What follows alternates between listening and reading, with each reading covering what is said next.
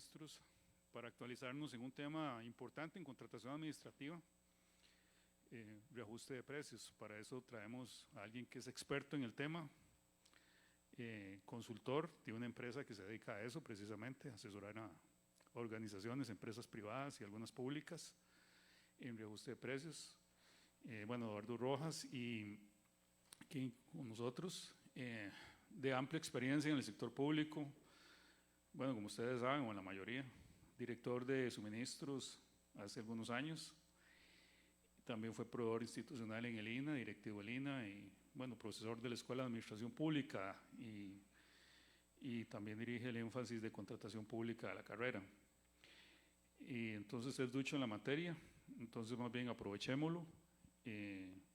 Se pueden hacer preguntas cuando él está presentando. Él también, digamos, colaboró con la elaboración del reglamento que ya entra en vigencia pronto. Entonces, bueno, creo que es una muy buena experiencia para todos y bueno, y les doy las palabras entonces de una vez para que comencemos. Bueno, buenos días a todos. Vean, ya uno tiene muchos años de andar en esto, en contratación, y parece mentira que hay que estudiar. O sea, hay que estudiar. O sea, yo no sé cuántos de ustedes han estudiado el reglamento de compras de aquí de la universidad y se lo saben. O sea, si saben en qué artículo pueden estar las cosas. Yo me imagino que más de uno no se lo ha leído. Y eso es lo peor que puede hacer uno, ¿eh? Porque si uno trabaja por principio de legalidad, que solo puede hacer lo que la norma dice y ni eso se ha leído, ¿qué está haciendo?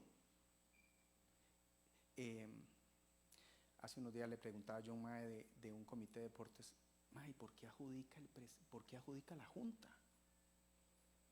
Y no, es que la Junta siempre ha adjudicado. Le digo, Mae, pásame el reglamento a ver qué dice. Y resulta que el que adjudicaba era el presidente, no la Junta. El reglamento decía que el que adjudicaba era el presidente. Y yo digo, Mae, ¿en qué están? Nadie le ha dado un reglamento. Los reglamentos son como el plan estratégico en una institución, solo se hacen para cumplir. Parece mentira, nadie los cumple. A nivel municipal, yo he hecho varios planes estratégicos. En Belén hice como 3 con el SICAP, en Belén. Y me acuerdo que siempre se decía, hay unos riesgos de inundación y no sé qué. Entonces eso fue como en el 2000, en el 2004 otro, en el 2007 otro, y en el 2010 se inundó todo Belén. ¿Qué hicieron con los riesgos? Nada, o sea, el FODA era un requisito, o sea, se toma el plan estratégico y se guarda. Pues los reglamentos son igual. Cuando salió publicada la ley, yo llamé a Leonardo Castellón, que era el director de la escuela pública, le dije, Mae, hagamos un énfasis en contratación pública, porque o sea, tenemos que responder como institución al país. Y en ese momento, sí, está bien, hágalo. Dice, hágalo. ¿Quién le interesa hacer eso en la universidad? En la universidad solo salen las cosas cuando hay interés, digamos, cuando el tema es más político. Yo tuve que pagar de mi plata a un asistente, invertí un montón de horas y eso nadie me lo pagó, pero yo decía, bueno, hay que hacer mesas de trabajo, ok, llamaba a todos los auditores que conozco, hagamos una mesa de auditores, una mesa de alcaldes, una mesa de gerentes, una mesa de tal cosa, y todo era llamar amigos o gente que conocía para ir validando cosas, validando, siguiendo con la gente del CEA, y salió la especialidad a la velocidad que tenía que salir para que el año, la especialidad ya está la tercera promoción, o sea, la ley entró a regir en el 2023 y ya teníamos la especialidad en el 2023, ¿verdad? Claro, y lo que es meter muchachos que no saben nada de contratación. Posiblemente ustedes en especialidad hubieran aprovechado mucho más que un estudiante que nunca ha estado viendo un expediente, no sabe ni qué es un expediente, bueno, ahora que son digitales.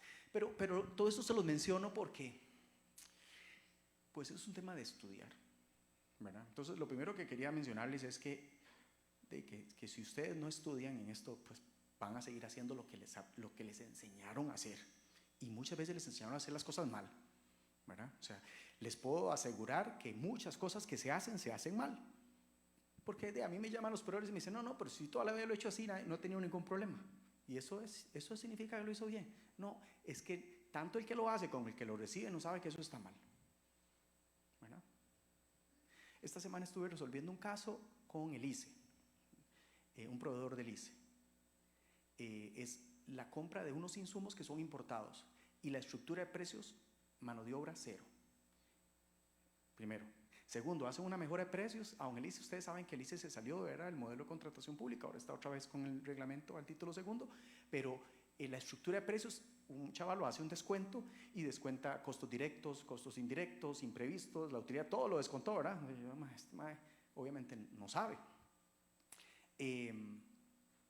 Pero viendo un poco de la persona que me llama y de las otras empresas que estaban ganando, yo le decía, vea, mae, o sea, aquí pone transporte. O sea, y ahí usted tiene dos opciones. Si usted pone transporte en una estructura del precio, es porque lo subcontrata o porque es suyo. Si es suyo, usted tiene mano de obra y no lo puso. Mano de obra cero. Entonces, el transporte no es suyo. Y si es un subcontrato, no lo declaró, también está fuera. Entonces, la gente no sabe lo que está haciendo. Ni el ICE, vean, el ICE que tiene un departamento como la UCR de contratación. Pero, y ahora les voy a mostrar otro ejemplo de la caja. De la caja. O sea, fatal, pero fatal. Esto es lo que hay. Entonces, en tierra de ciegos el tuerto es rey, ¿verdad? Eso es lo que uno se ha acostumbrado. Bueno, y estamos hablando de, ojo, de LINS, de la caja, de instituciones grandes, ¿verdad? De instituciones grandes. Y uno dice, manda huevo. Pero si nos vamos a las municipalidades, ahí usted agarra un saco, las echa todas y perdió el saco. Literalmente. O sea, da miedo, muchachos, da miedo. Ustedes no saben, esta semana la municipalidad de Escazú rechazó un recurso donde la que ganó presentó la oferta después de la apertura. Literalmente. Después de la apertura entregó todo. Yo todavía decía, démosle el beneficio de la duda, porque todo lo que se supone que podía entregar no le daba ventaja indebida. Pero obviamente no había entregado una estructura de precios, obviamente no había entregado los profesionales responsables de las diferentes actividades, etcétera. Yo al principio digo, bueno, está bien, hagámonos como que todavía el principio de buena fe. Se puede aceptar después todos los documentos que no generen ventaja indebida. Pero ya uno analizando el pliego de condiciones, sí habían cosas que tenían que ser presentadas antes de la apertura, o en la apertura, me explico. Y aún así ganó. Se presentó un recurso. Vean que toque, es que, vean muchachos, aquí nos podemos sentar para hablar cosas que están muy mal, pero rechazan el recurso porque el oferente que lo presenta o el recurrente no tiene legitimidad porque no cumple. ¿Y en qué no cumple? Es un proyecto de turismo y resulta que ponen un geólogo que sabe de turismo y como no está incorporado al colegio de geólogos se queda fuera, pero resulta que los conocimientos que él está desarrollando no son de geología, son de turismo y no pidieron geólogos. Pidieron a alguien que conocía de turismo. Entonces ese que conoce de turismo lo ponen como profesional responsable. ¿Y en turismo qué hay? Nada. No hay ni carrera, no hay ni colegio, no hay nada. Pero le pedían entonces estar incorporada al colegio de geólogos. Y eso hizo que la oferta de esta persona se supone que no cumplía y le rechazan el recurso porque no cumplía. Entonces, bueno. ¿Sí? ¿A dónde estoy pegado? Ok.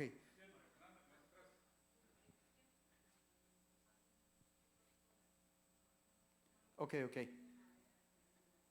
Me paso por acá. Ok.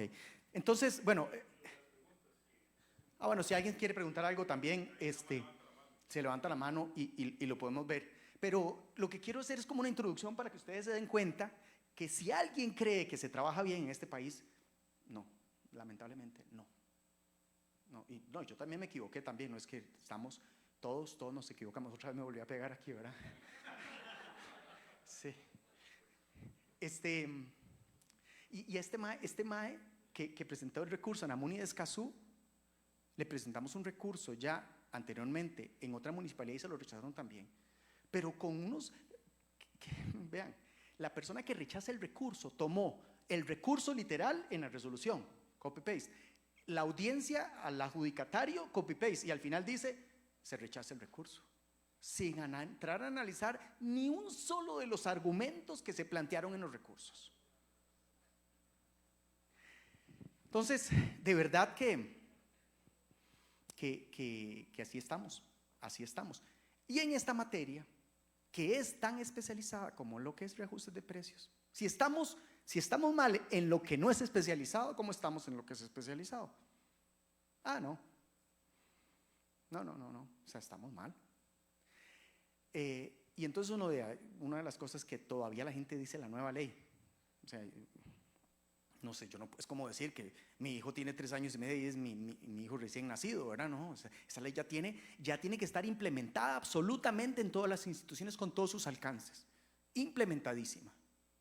Y vean, y este es un tema que he estado insistiendo, porque fue una licitación, una empresa que se llama PBS.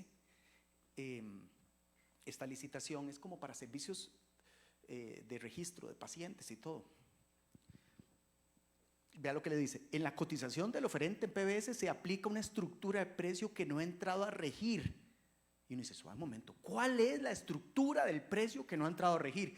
Porque cuando estaban presentando la oferta, le digo yo a la gente, vea, hagamos una estructura de precios de acuerdo al artículo 102 que dice costos directos, indirectos, imprevistos y utilidad. Eso es lo que dice el reglamento. Y entonces presentamos esta estructura del precio. Y dice la caja, no, eso no ha entrado a regir.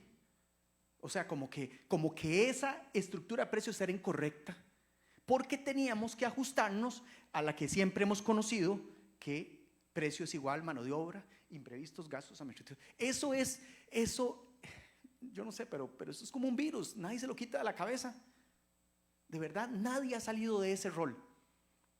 Y un día esto me llama el proveedor del Museo Nacional. Este man fue de pública, un ex estudiante, y estaba súper estresado porque los oferentes presentaron esa estructura del precio. El cartel pedía una estructura de precios que decía costos directos, indirectos, imprevistos y utilidad, y los oferentes entregaron esa estructura del precio. Entonces, que la abogada del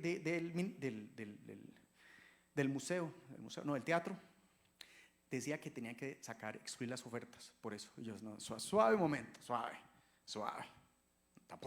Tampoco la violencia, ¿verdad? ¿Por qué? Porque resulta que si analizamos esto, uno podría decir, si el precio hoy en día debería estar formulado como precio es igual costos directos más costos indirectos más imprevistos más la utilidad, entonces uno dice, bueno, ¿qué se parece esto a lo demás? Costos directos, yo les decía, bueno, démosle el beneficio de la duda a los oferentes, ni pongan a subsanar nada, porque más bien lo que pueden hacer es que se equivoquen y más bien la vamos a cagar, ¿verdad? Déjenlo así. Pero le pedimos que lo corrija al que gane, nada más, ¿verdad? Porque el precio ya está, lo que ocupamos es tener una estructura que vaya de acuerdo al presupuesto. Entonces le decía, hagamos un análisis de lo que ellos me presentaron mano de obra y me presentaron insumos, estos dos son costos directos, ¿ok? Entonces ya esto está cubierto. Me presentaron gastos administrativos. Los gastos administrativos tienen gastos de mano de obra y tienen gastos de insumos. Pero digamos en principio que esto es igual a esto, porque los gastos administrativos son costos indirectos. No me presentó los imprevistos. La Contraloría ha dicho, y ha venido diciendo, y ha rechazado recursos, y ha sacado ofertas de concurso, cuando no se incluye dentro de la estructura de precio los imprevistos. Ha dicho, pongan 0 por lo menos, pero inclúyanlos, ¿verdad?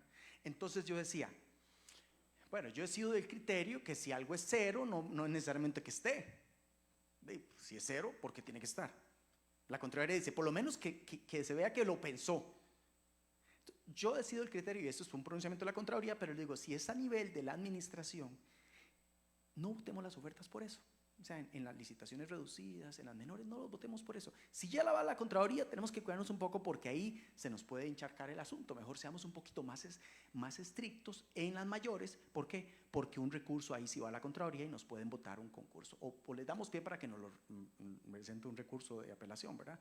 Pero en una menor y una reducida todavía nos podemos jugar mientras la gente no pelee por eso. Entonces yo le decía, nos hacemos los majes con los imprevistos, que se supone, o los supongo en 0, y la utilidad. Entonces, no es necesario todavía, digamos, si el oferente me lo está presentando así, votar la oferta por eso. En igualdad de condiciones, porque los que lo presentaron, ninguno presentó imprevistos, todos están en igualdad de condiciones, ¿verdad? Entonces, la caja le decía, presénteme la estructura de precios así. Y entonces uno puede decir, pero es la caja, manda huevo, ¿verdad? Es que no estamos hablando de la municipalidad de La Cruz, que solo tiene una persona en la proveeduría, o dos si acaso. Estamos hablando de la caja. Y el tema es que en la caja todo el mundo trabaja diferente. O sea, todos los hospitales y todo, es que es difícil, yo no sé, eso es casi imposible, una institución muy, muy complicada para trabajar. Pero resulta que un día de estos también, y siguiendo con este ejemplo, porque resulta que ellos están guiados por esta circular del año 82, que fue derogada en, ¿cuándo fue que fue derogada? Por aquí lo puse, el 13 de marzo, no, esta no, esto fue derogado, esta circular del año 82 que había establecido la fórmula para reajustar los precios, en octubre del año 2022, antes de que entrara en vigencia la ley de contratación pública. La Contraloría se apuró a dejar derogado eso. Entonces, esa fórmula y la fórmula de reajustes de precios que siempre hemos usado ya no están vigentes. Ahora, no es que no se puedan usar, pero no es tan vigente la circular. Que esa circular, si ustedes la leían, hablaba un montón de cosas que desde hace muchos años tampoco se aplicaban. ¿Por qué? Porque era muy vieja, imagínense. Yo tenía como 10 años, entonces hace tanto tiempo habían cosas, no estaba ni la ley de contratación administrativa, entonces la circular, si uno la leía, muchas cosas nada que ver, nada que ver. Pero vean, ahora les voy a mostrar este otro ejemplo. Voy a irme por acá, vamos a descartar las cosas aquí, voy a irme aquí a mostrarles una cosa, tengo que hacer todo un camino por acá. Vamos a ver esto aquí, estos aquí, y es una empresa que se llama Inversiones Oridana. Sí. A esta gente le hice un criterio un día de estos. Aquí está. Le hice un criteriecito ahí porque lo que querían era volarse. Esto es para compra de unos medicamentos. Llegó 3 ofertas, la que me buscó era la segunda. Entonces me decía, veamos a ver cómo hacemos para apelar esto, es una licitación mayor. Y vean qué toque, vean esto. Resulta que la caja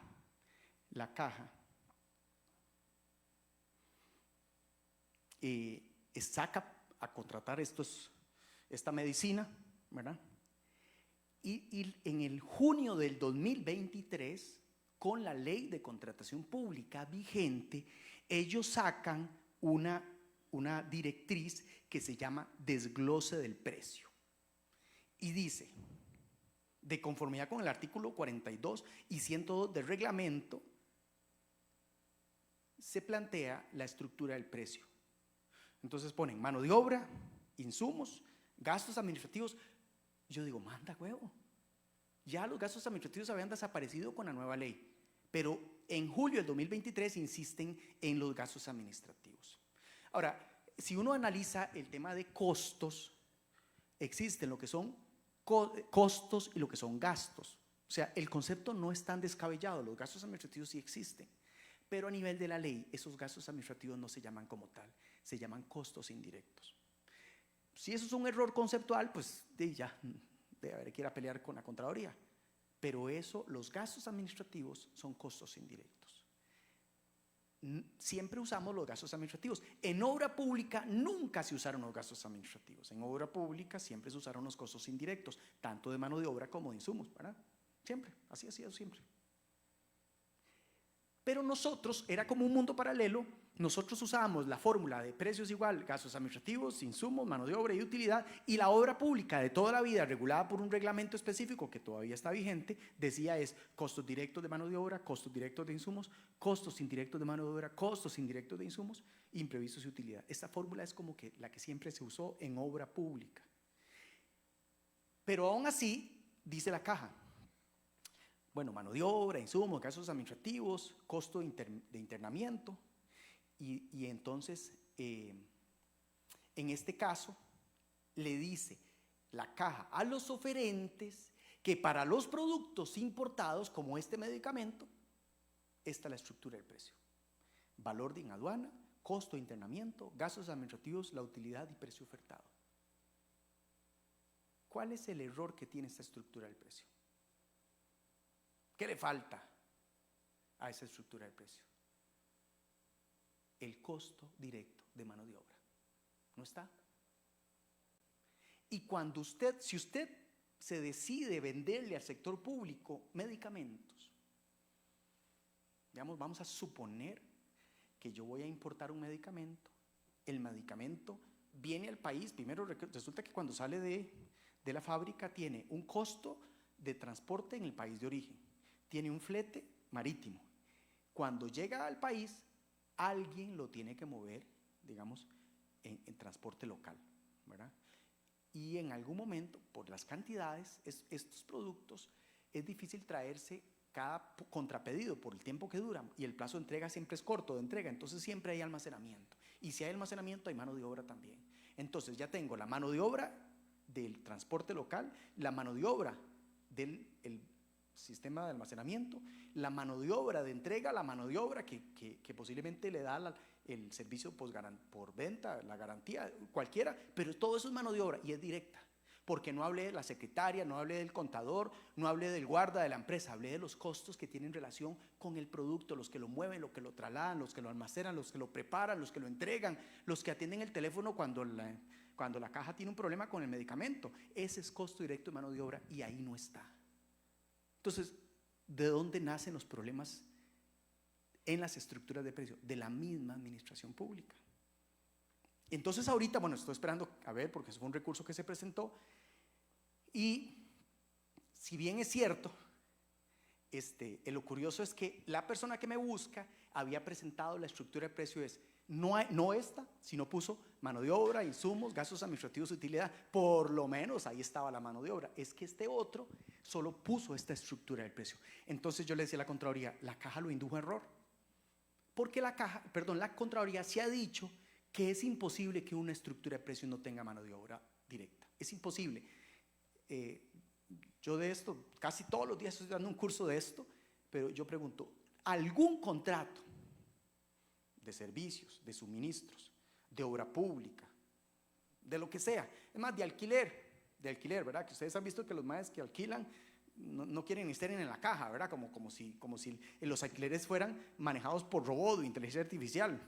No, alguien tiene que tener una relación ahí con el contrato de alquiler. Entonces, no hay un solo contrato, por lo menos desde que yo sé, que no tiene mano de obra directa. Aunque sea una mierdésima, pero hay algo de mano de obra directa. Algo, fijo. Y entonces es ahí donde está el error. Entonces, lo que le dijimos a la Contraloría es que era imposible que no tuviera mano de obra directa, y ustedes se han visto que el INSS está tratando de sacar unos marchamos digitales, ya acaba de abrir la segunda licitación, la primera se declaró infructuosa, y casualmente la gente de Capris estaba a punto de ganar la licitación y pusieron mano de obra cero, y por eso se cayó, porque ellos pusieron mano de obra cero. Decían, no, es que es solo traer. Claro, pero yo digo, desde el momento que alguien se levanta de un escritorio para ir a ver dónde está el producto, eso es mano de obra directa. ¿Me explico? Y casualmente la Contraloría les mandó a preguntar, papito, ¿por qué es que usted no puso mano de obra? No, sí está, pero están los gastos administrativos. No, es que eso es otra cosa. Ya eso es otra cosa. Y como no hay un presupuesto detallado, entonces yo no pude mostrar que los bodegueros y todo eso estaban en los gastos administrativos, ¿verdad? Recuerden que cuando antes se presentaba la estructura del precio y el presupuesto detallado, si yo había clasificado mal los costos, por lo menos estaban claros en el presupuesto detallado y podría reclasificarlos. Pero ahora que no hay presupuesto detallado, solo hay estructura de precios, yo no tengo cómo demostrar que clasifique mal las cosas, ¿verdad? Como por ejemplo, hay gente que metía los costos directos de mano de obra, los metía en el costo directo de mano de obra, pero las cargas sociales y todo eso lo metía como gasto administrativo. Eso es un error, porque en la mano de obra va todo. Pero me acuerdo de un caso de una empresa de Esparza, de obra pública, que le dijo, no, pero es que todas mis cargas sociales están ahí en gastos administrativos, véalo en el presupuesto detallado. Y sí concordaba, se salvó la oferta, se salvó. ¿Se modificaba la estructura del precio? Sí, pero se modificaba porque todo estaba claro, lo que había era un problema de clasificación de tipos de costos. Pero ahora es complicado, ahora no podemos pedir nada de eso, ¿verdad? Y vean, si puedo seguir hablando sobre errores. Hay una municipalidad que se me olvida el nombre, ¿cuál es ese? Se me olvida. Presenté un recurso de estos a una MUNI. Vean lo que hace la gente para que la gente se equivoque. Hay un listado de cosas que pone la municipalidad, le dice la municipalidad al oferente: usted tiene que completarme un cuadrito donde están los costos directos de tal cosa y costos, y entonces sume esto, y ese es el total de costos directos de mano de obra, y sume esto, y ese es el total de costos directos de insumos. Entonces usted tiene un total de los dos y total de costos directos, y aquí mete un asunto que se llama costo más porcentaje, y es un 5%. Bueno, primero, que la Contraloría ha dicho: presupuestos detallados, memorias de cálculo o algo que se parezca, no lo pida. No lo pida.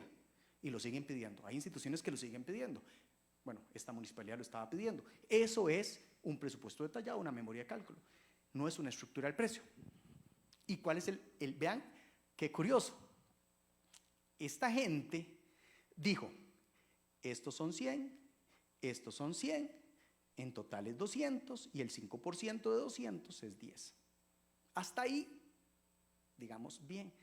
Pero el mae dijo: suave, mae, me equivoqué. Esto no era 100, esto era 110.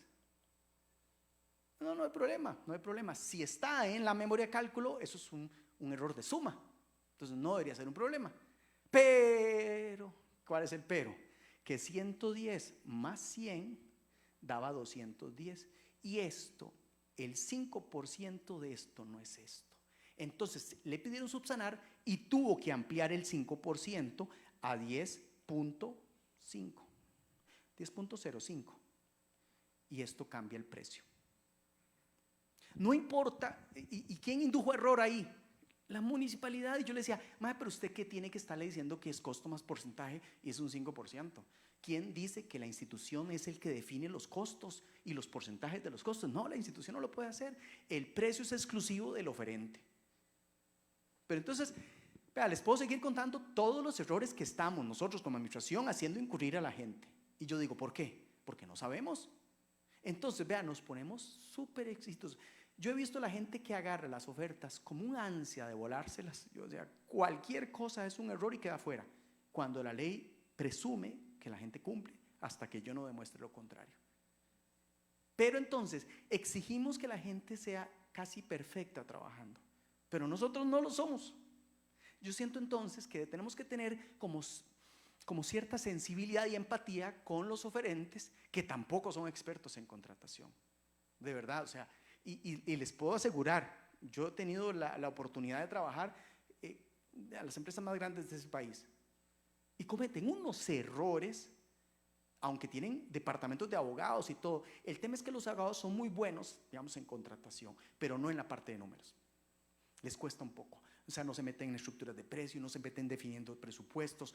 O sea, por ejemplo, cuando tenés una contratación por demanda, por entrega según demanda, una cosa así, yo le he dicho a la gente: usted no puede decirle a alguien, eso me pasó al Bambi en estos días casualmente, me dice: es que yo saco a contratar un mantenimiento de unos aires acondicionados y le pido el costo por hora, y el MAE pone en la oferta: costo por hora 50, mínimo 3 horas.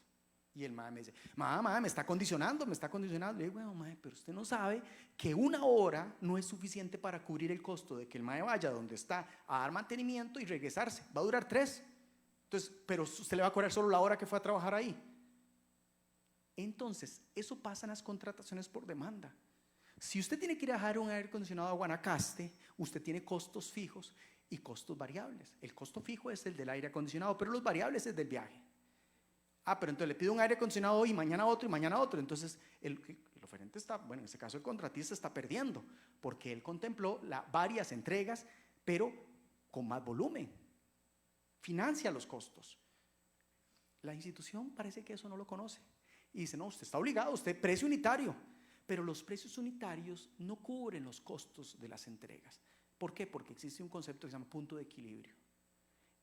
Y yo no he insistido mucho en meter ese concepto en la ley, Porque yo digo, no, nos jodimos todos, ¿ya? Si metemos el tema de determinar el punto de equilibrio en un contrato para determinar cuál es el volumen de consumo mínimo, yo creo que ahí sí, apague y vámonos. Lamentablemente, es que, porque ya son conceptos que nos metemos como muy especializados, pero tiene lógica, porque si no se pierde el equilibrio económico del contrato. Yo no le puedo hacer un pedido donde más está perdiendo. Y vea, tan es así, vean, es que sí, aquí me puedo sentar a contarle las historias de terror, pero hay una chavala que tiene un secudi en la municipalidad de Puriscal. Y el que financia los secudis es ¿cómo se llama esta gente ¿cómo se llama esta gente que paga los secudis? No es la MUNI pone la infraestructura, pone todo, pero quien lo paga es el IMAS. Ojo, vea que toque. Y dice, bueno, tiene un promedio de 60 niños. Entonces usted saca la calculadora y dice, tengo que darle desayuno, almuerzo, cena, tengo que ponerles a alguien que limpie, tiene una serie de costos fijos y dice, 60 es algo. Bueno, con 50 es algo. Entonces está por encima del punto de equilibrio. Ok. ¿Y qué ha estado pasando? Dijo el IMAS, si salen chiquitos no los repongo. Y ya va por 40. Está perdiendo 500,000 mensuales. Y la MUNI dice, no, pues se tiene que seguir. ¿Cómo que tiene que seguir si está perdiendo? Eso atenta contra un principio constitucional que es el equilibrio económico del contrato. Entonces hicimos una nota y le dijimos a la MUNI, hagamos una rescisión por mutuo acuerdo. Y la MUNI dice, no me sirve, porque quedo mal yo con la comunidad. Le dice, queda mal, pero entonces ¿quién me va a pagar la diferencia? No, me explico, es como que pareciera que nada tiene sentido en este mundo. Entonces le digo, mándelo al consejo, y el consejo dijo, no, se rechaza, así de sencillo. ¿Y quién paga la diferencia? No sé, nadie se hace responsable de eso. Y para que vean que esto es tan importante, que insisto, la administración pública no lo hace. A esta gente de Bolio y Trejos que estaba construyendo unos edificios en la Universidad Nacional, resulta que la Universidad Nacional puso pura vida, gracias, que tenían que tener los edificios un equipo muy especializado, pero muy especializado, de una marca Cisco. ¿Y qué es lo que pasa? Cisco no les podía entregar, por X situación, no podía entregar el equipo, y eso atrasó la obra. No podían terminar de entregar la obra porque no podían entregar el equipo. Pero entonces no fue culpa del contratista, porque el contratista se sujetó a lo que la UNA quería. Se atrasó 6 meses la obra. ¿Y qué hicimos? Cobramos por reclamo administrativo los costos fijos de la suspensión de la obra por 6 meses. Que el guarda, que el personal que tenía que estar ahí. $260,000. Y Paganini, pague. ¿Me explico? O sea, ¿por qué? Porque no puede la administración tomar decisiones al margen de lo que le puede costar al oferente, en este caso al contratista. ¿Por qué? Porque obviamente el oferente, cuando presentó una oferta, dijo, yo quiero ganarme 10 colones, 15 colones o 20 colones, y se los tiene que ganar. Toda aquella cosa que la administración decida y que afecte la utilidad se cobra después. Tengo una empresa que le está reclamando a la MUNI de Cartago que no le recibe, y el proyecto era, póngame 1, 2, 3 más durante todo ese tiempo. Pero ahora resulta que el proyecto ya no son 6 meses, lleva 9. ¿Y quién paga a esa gente? Pero entonces, si todos ustedes se fueran a trabajar afuera y vivieran eso, creo que cuando vuelven a entrar, ya se ponen un poquito más empáticos con los proveedores. Y no es que hoy vengo a hablar de proveedores, ¿verdad? Lo que vengo a hablar es que estamos desconociendo la realidad de los contratos. Y esto tiene que ver con los reclamos administrativos, tiene que ver con los reajustes de precios y tiene que ver con los costos de ejecución de un contrato, literalmente. Y ayer, para no cansarlos ya con ejemplos, ayer me buscó alguien y me dice, tengo que presentar un recurso porque él ganó, pero el recurso dice que en el pliego de condiciones plantea que se tiene que hacer, que eventualmente, que muy posiblemente, que a lo mejor se va a ocupar un levantamiento topográfico. Entonces, el que presenta el recurso lo puso en su precio y el que ganó no. Entonces yo decía, bueno, vean, no es una obligación contractual porque eso es una eventualidad. Entonces, si usted, y yo le decía que el descargo iba a ser si usted como oferente oferta el trabajo de topografía, posiblemente la administración lo adjudica, pero si no se usa, ¿qué? ¿Qué pasa con esa plata? Hay que hacer una disminución del contrato, una 276 del reglamento. ¿Por qué? Porque hey, yo le estoy pagando por algo que no se hizo. Entonces yo le decía, es más fácil no ofertarlo, porque no es un requerimiento, no es una necesidad para cumplir el fin público, todavía no está claro si se va a ocupar, y si se ocupa, podría hacer dos cosas. Podría haber dejado en pliego de condiciones unos imprevistos para la administración, o de lo contrario también pudo simplemente modificar el contrato después, situaciones imprevisibles que ya estaban consideradas y eventualmente es una modificación de contrato. Pero entonces no nos estamos poniendo de acuerdo de las cosas como tienen que ser. Realmente tenemos muchas deficiencias en cómo deberíamos estar planteando estas cosas. Entonces, a partir de esto sale este reglamento de reajuste de precios, que de verdad a mí me parece que genera de alguna forma seguridad jurídica. Y digo yo porque seguridad jurídica, bueno, ya voy a mencionar esto. La Municipalidad de Alvarado el año pasado me contrató así de urgencia porque le habían metido un contencioso de legalidad porque tenía un año de no responder un reajuste de precios. ¿Sí? Porque decían, es que nosotros no sabemos cómo responderlo, no podemos ni revisarlo. Y se supone que era de obra pública, y en obra pública el reajuste de precios se va a responderlo en 10 días. Ya tenía un año de no responder. Entonces le meten un amparo de legalidad y el juzgado lo obliga, ¿verdad? Ahí sí, todos a correr. Yo digo, no corrieron en un año. Sí, está bien, estamos en eso. Nadie estaba en eso. Entonces lo obligan y en 15 días eso estaba resuelto. Entonces ya le dijeron, ya al juzgado le tenían una respuesta y se resolvió. Pero realmente era muy sencillo resolver. Y no solo eso, es que estaba mal planteado también el reajuste de precios de la gente, pero no se sabe ni eso. Entonces yo creo que esta norma que se viene a implementar a partir de agosto de este año, que ahora dice tenemos 20 días, no sé cuánto está durando la universidad, 20 días. Y ustedes saben, por ejemplo, que se tiene 20 días para aprobar, 30 días para pagar, y después de ahí se puede cobrar un reclamo administrativo por costos, vamos a ver, costos de intereses, si el contrato es en colones y hay atrasos, por día de atraso se paga la tasa básica pasiva o se tasa la tasa LIBOR en contratos en dólares, de acuerdo al reglamento. Entonces también hay un costo ahí si no trabajas. ¿Y quién asume ese costo en estos reclamos? El administrador de contrato, pienso yo, porque es la persona que debería resolver estas cosas. Entonces, vean que se las trae. La caja insiste en usar esta estructura y ya, solo en el 13 de marzo del 2025, y menciono una, pero a la caja ya le han dicho varias veces, se le advierte a la administración licitante que la estructura del precio que se requiera al oferente debe observar lo dispuesto en el artículo 102. Esta estructura estará compuesta por el desglose del precio tanto en valores absolutos como porcentuales, con el detalle al menos los siguientes componentes: costos directos, indirectos, la utilidad y los imprevistos. Ya han habido muchas resoluciones. Y yo digo, la caja es como cuando la Contraloría resuelve un recurso del INAH, nadie se dio cuenta, porque en la caja se lo resuelve en un hospital y parece como que eso no lo permean a todo lado. Uno esperaría que la caja haga saber a todos los hospitales y a todas las proveedorías desconcentradas esas resoluciones para que haya un proceso de aprendizaje. Pues no, para ahí más, en la caja se desaprende todos los días, no se aprende, lamentablemente. Pero ya se lo ha advertido la Contraloría muchas veces, ¿verdad? Ahora bien, si hablamos de lo que es un reajuste de precios,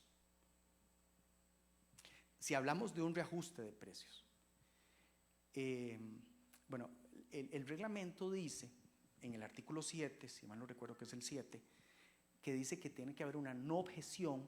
Recordemos que el proceso de contratación se adjudica, se notifica, queda en firme, ¿verdad? La reducida en 2 días, la menor en 5 y la mayor en 8, queda en firme. Después de esa firmeza, pasamos a lo que dice el artículo 103, pídale el presupuesto. Y si tiene garantía de cumplimiento, pídale la garantía de cumplimiento. Y además, ahora este reglamento dice, pídale póngase de acuerdo con los índices que se van a utilizar para los reajustes, con la fórmula de reajustes y con el cronograma. Haga una no objeción a eso. Eso dice el reglamento. Durante esos días que es la formalización contractual, ¿verdad? Porque ya después de eso se firma el contrato. Pero el reglamento dice, si no hay una objeción por parte de la administración, no hay reajuste después. Y lo que se puede presentar es un reclamo administrativo. Yo digo, ¿qué manda, güey, ahora la Contraloría? Porque la objeción la da la administración, ¿verdad? Y entonces yo digo, después el contratista va a llamarle en lugar de reajuste reclamo administrativo, pero es un reajuste. Yo pregunto, ¿cuál es la diferencia entre un reajuste de precios y un reclamo administrativo de costos? Reclamo administrativo. Pero un reclamo administrativo, reclamo en general. Sí. Ajá. Dame un ejemplo, que no sea reajuste, sino sea reclamo.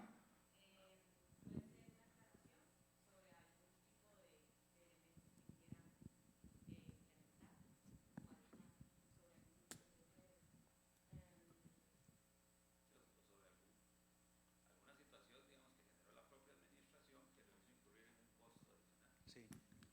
Es muy puntual, no se va a repetir más. Por ejemplo, en la MUNI de Siquirres, creo que fue, habían puesto ahí que el oferente tenía que poner 3 manos de pintura. Entonces saca la oferta y calcula 3 manos por la cantidad de metros cuadrados. Y resulta que cuando han pasado 3 manos, dijo la MUNI, no, métele 3 más. Claro, está bien, pero se lo cobró después. Eso es un reclamo administrativo, que es muy puntual.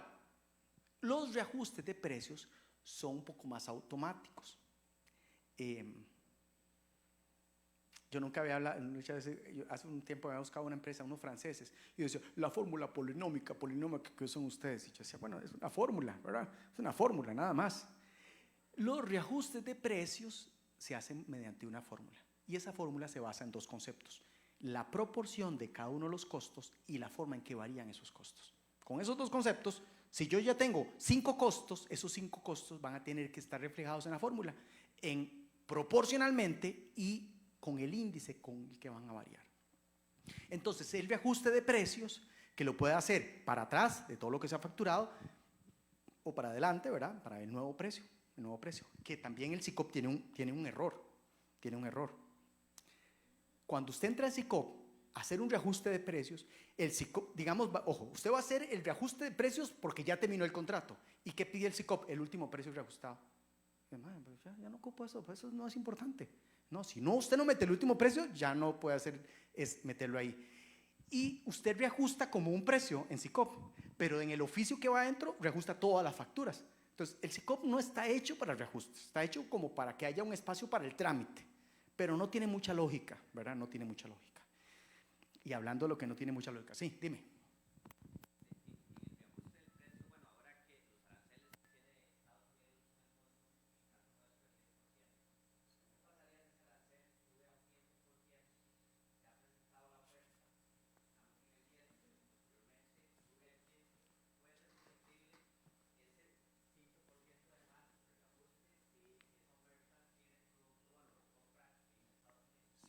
Bueno, definitivamente, digamos, uno esperaría, porque yo no sé, a veces Trump dice, vamos a firmar hoy 10% y mañana dice, todavía no.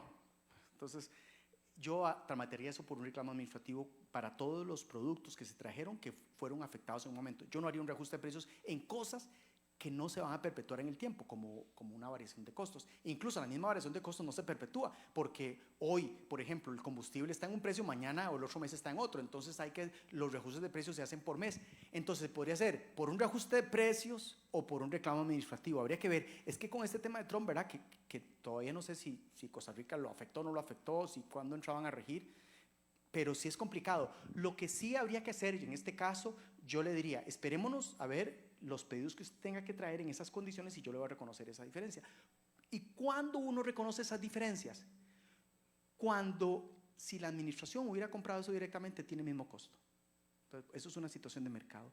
Pero el hecho de que el MAE venía en una banca, digamos, vamos a suponer que de Cuba salió una gente y de una vez se trajo un producto que venía de Estados Unidos que yo tenía que entregar a la U y se hundió la barca.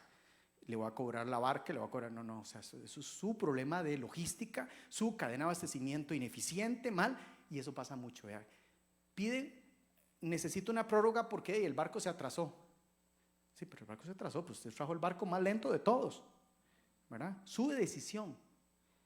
Es distinto de que hubo una huelga ahí en el muelle en tal, ¿verdad? Entonces, también se da muchas, cuando son situaciones imprevisibles, que están ajenas completamente a las decisiones del contratista, eso se reajusta o se reclama.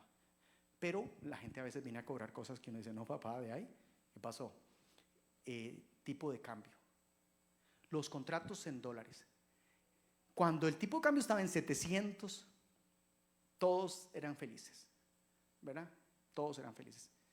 Bajó a 500, todos lloraron. Yo dije, mae.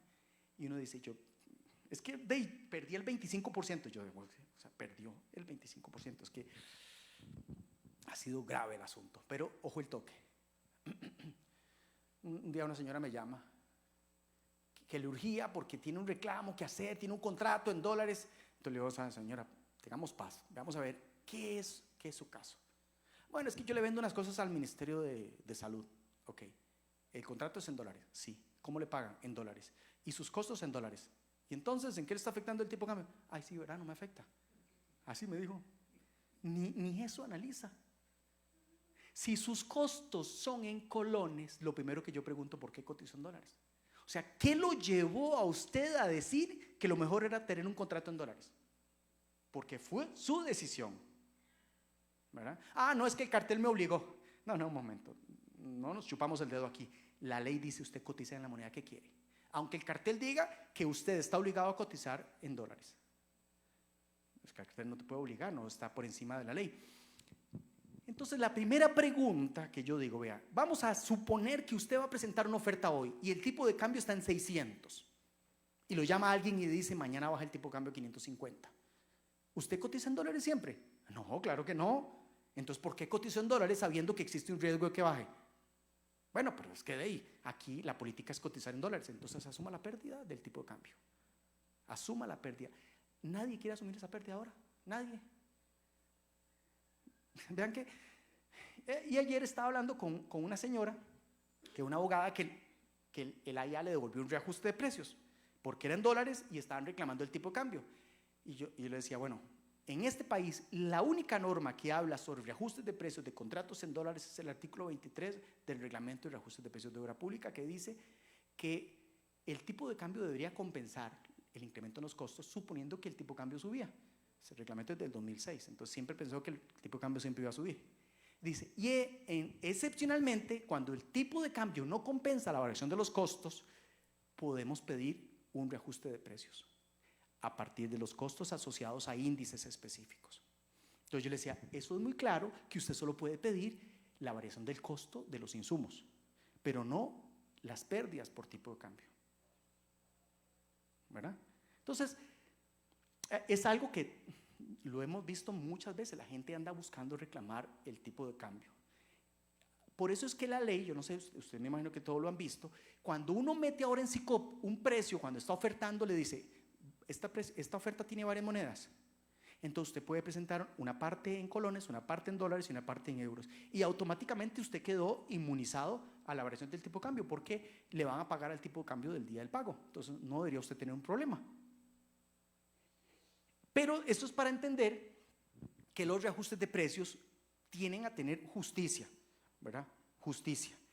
Y, ojo, dice el artículo 5 del nuevo reglamento, la administración tiene que darle seguimiento a los precios de los contratos. Entonces, ¿cuántos contratos en este momento en la Universidad de Costa Rica están vigentes y tienen reajuste de precios? Y tan es así que ayer esta señora con la que estaba hablando, yo le decía, dime qué contrato es ese. Eso es un contrato con el AIA que implica entregas, es un contrato de servicios y tienen que ir a dejar unas cosas e instalarlas. Entonces yo le decía, bueno, ese contrato tiene por lo menos un 40% de mano de obra, y la mano de obra sí ha subido, 5%, 2%, 3% en los últimos del 2022 aquí. Insumos, vehículos, repuestos, combustibles, lubricantes. Septiembre del 2022 fue la apertura. Le digo, veamos el combustible en septiembre del 2022. Estaba en 1,000 colones el litro. 1.000 colones el litro. No sé si ustedes se acordarán cuando nos estaban cobrando 1.000 colones el litro. Hoy está en 500, o sea, ahora está a la mitad del costo de la apertura. Y yo le decía, ¿y ese señor no se está dando cuenta que se está ahorrando un montón de plata solo en combustible? Y no solamente, ya les decía, repuestos cayeron de septiembre del 2022, cayeron, repuestos, lubricantes cayeron, combustible cayó el mantenimiento en general, todos cayeron. Entonces yo decía, ¿qué está reclamando este señor? Porque incluso solo el combustible cubre la pérdida de tipo de cambio, que estaba en 600. Entonces hay una disminución del 10%. Entonces, lo que buscamos es justicia. O sea, nadie va a perder, pero la administración en ese caso tiene que ir a ver si realmente tiene que ir a cobrar. Yo ya he hecho algunos estudios para instituciones públicas donde le he dicho, en este contrato no se cobraron 3 millones, en este no se cobraron 5, en este no se cobraron 6. Vaya a ver, o se los cobra el contratista, que no creo que quiera venir a cobrar, que diga cuánto es, a dónde lo deposito, o se lo cobra el administrador del contrato, porque hasta finiquito tenían y todo ese tipo de cosas, sin haber cobrado la administración. Que ese es el otro tema, los reajustes de precios no se hacen solo para cobrarle a la administración, porque tal vez no estábamos tan acostumbrados a que los costos bajaran. No sé, desde que entramos a la OECD, ¿verdad? Están bajando los costos, dicen. Uno va a la feria todos los domingos y todo sube, ¿verdad? Pero el IPC tiene deflación. Los últimos años el IPC va bajando. El ISMN, que es el de mano de obra, es el único que siempre sube. Pero los otros índices han estado bajando. Entonces, muchos contratos los reajustes de precios van más bien a favor de la administración. Y dígame si en esta institución se ha hecho algún día un reajuste de precios para cobrarle al contratista. Casi podría decir que no, porque no estamos acostumbrados a cobrar. Pensamos que eso es solamente para que nos cobre. Y aquí, ojo, podría haber plata de verdad. Podría haber plata de verdad. Pero bueno, ok. Pensaba que tenía 10 minutos de estar hablando, ya pasó como una hora. Bueno, tenemos que terminar ¿a qué horas? ¿A las 10? ¿Sí o no? ¿A qué hora fue que comenzamos? Como a las 8:15, ¿no? Sí, pero tienen que salir a las 10 de aquí, ¿verdad?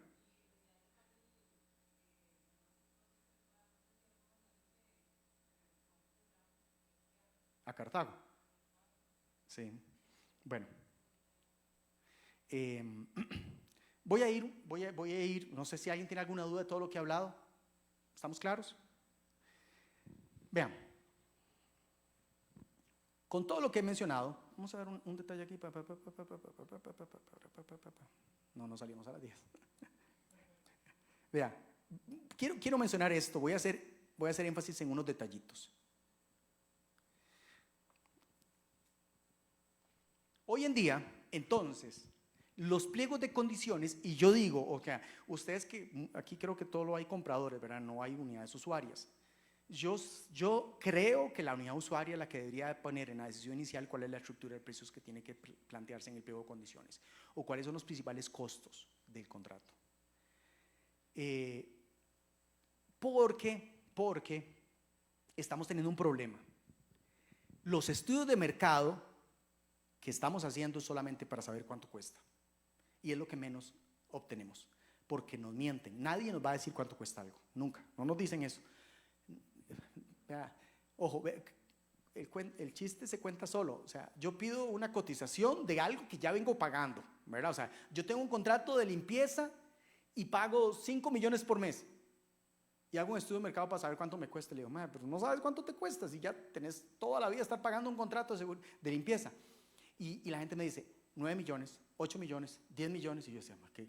Y entonces resulta que toman las cotizaciones que se reciben, sacan el promedio, la desviación estándar, todo técnico, y ponen promedio 8 millones, más menos 2 millones, 6 para arriba y 2 para arriba. Entonces serían 10 y 6.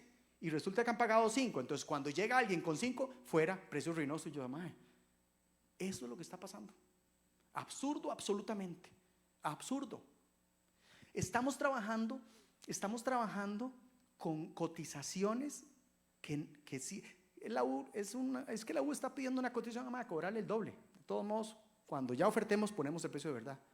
Entonces, cajita blanca si pensamos que pedir un precio sirve para un insumo o definir el precio que vamos a recibir. Nadie te va a cotizar eso, ¿verdad?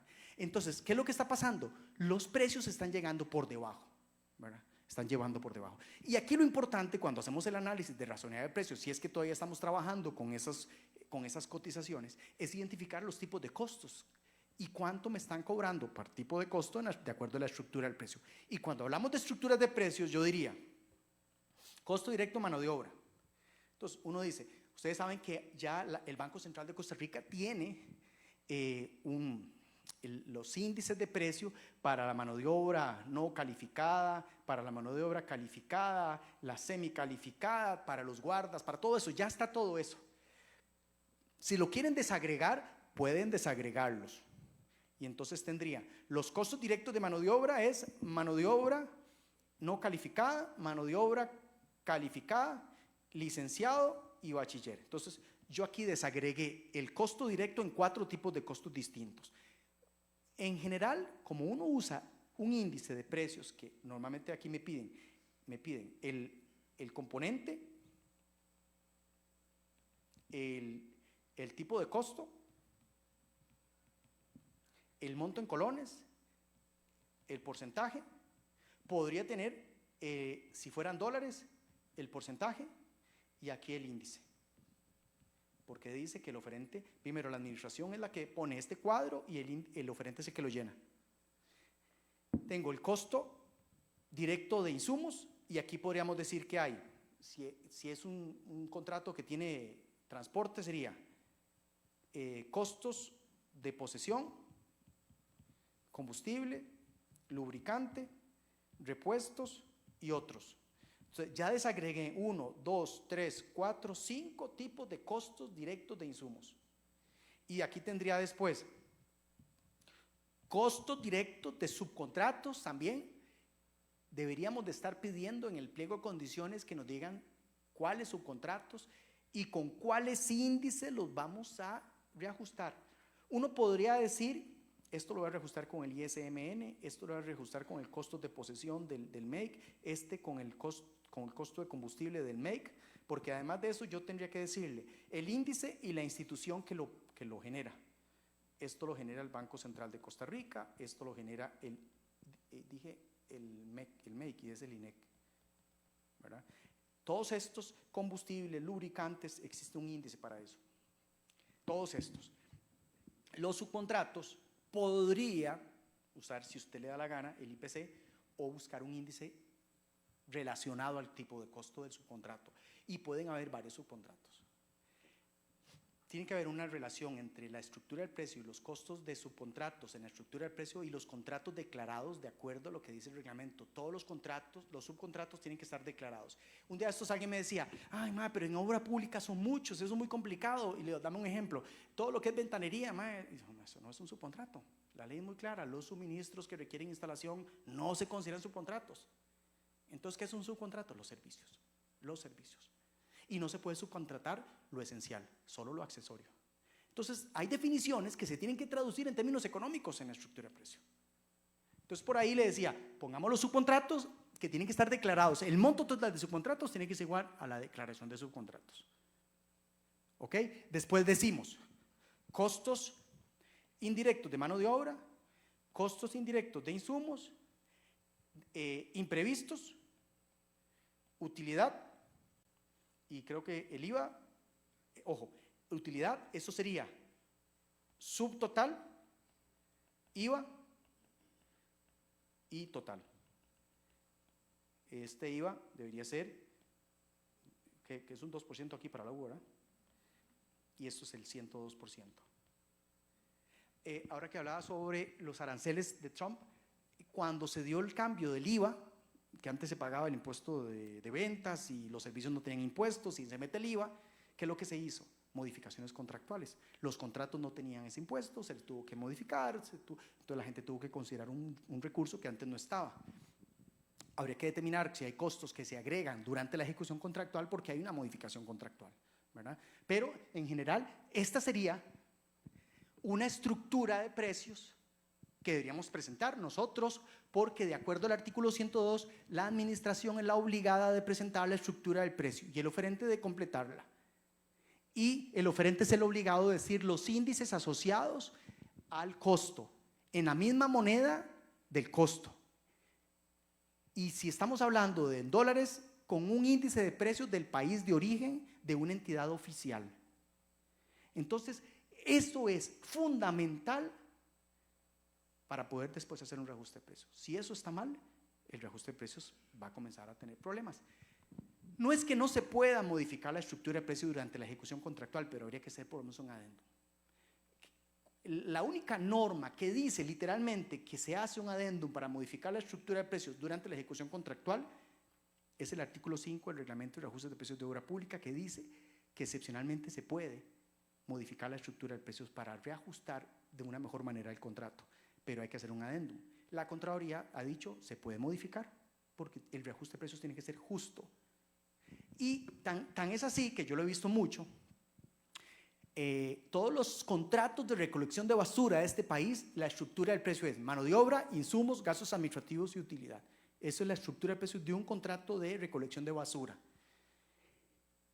Si ustedes ven un contrato de recolección de basura, ¿cuál es el índice que le asocian a los insumos? ¿Alguien tiene idea cuál índice podría yo asociarle a eso? No sé, José, ¿usted sabe? ¿No?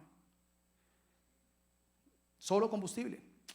No es solo combustible, debería ser combustible, pero ¿qué ponen? Hay dos tipos de índices para los contratos de servicio, el IPPMAN, que es manufactura, y el IPPS, y esos no tienen combustible. Entonces, ¿qué es lo que se ha hecho en los contratos de recolección de basura? Hay una empresa que hace la recolección de basura en Limón. Hago el reajuste de precios con el IPPS, 20 millones. Y lo hago desagregando combustible, lubricantes, costos de posesión, repuestos, otros, 45 millones. 45 millones, o sea, la diferencia en el reajuste. Entonces, ¿cuál es el tema?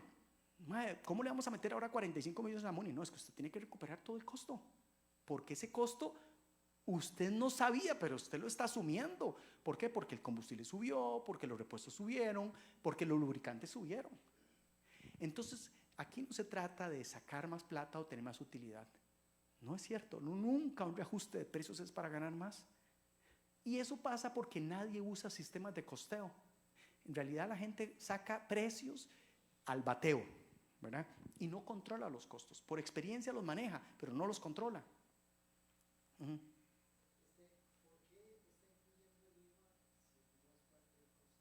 No, ve que dice subtotal, debería ser el 100%.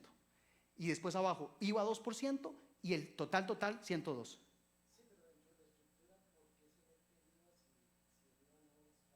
No, es que el hecho de que esté en esta estructura no significa, velo aquí, 100%. Dice, los pliegos de condiciones de ustedes dicen que tiene que tener todos los impuestos, ¿verdad? Y el IVA es un impuesto. ¿Dónde lo meterías entonces? Tiene que estar ahí. Bueno, en algunos casos se puede compensar, otros no. Por ejemplo, si usted no tiene cómo compensarlo, usted tiene que devolverlo todo a la hacienda. Pero vamos a ver, si usted tiene un precio, que ese precio, digamos, vamos a suponer que esto es de una municipalidad, quitamos las dos líneas de abajo, 100%, ¿ok?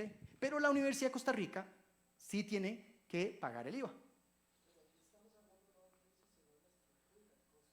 Claro, pero la estructura del precio, el desglose es igual al precio cotizado. Sí. Sí.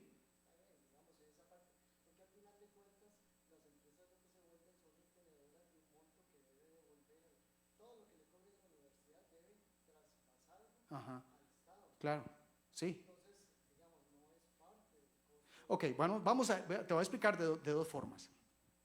Vamos a suponer que yo te cotizo 100 colones. Entonces te hago una factura por 100 colones. Pero ya no te puedo cobrar el IVA por aparte. ¿Por qué? Porque me vas a decir, no, el contrato es por 100 colones con el IVA incluido ahí.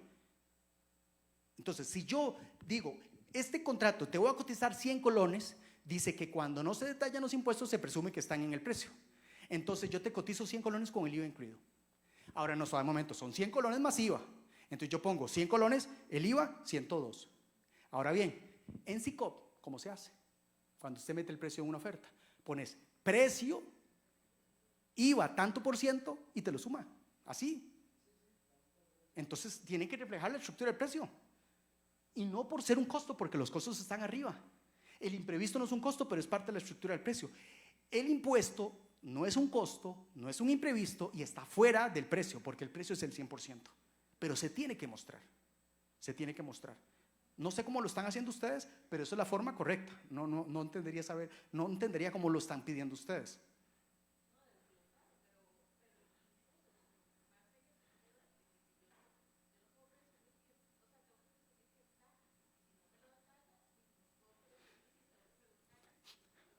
No, bueno, es que sí, vea, vamos a ver, yo vería en la Universidad de Costa Rica, por ser una institución que paga el IVA, que se dice nosotros pagamos el IVA y el oferente tiene que considerarlo dentro de su propuesta. Eso tiene que decir.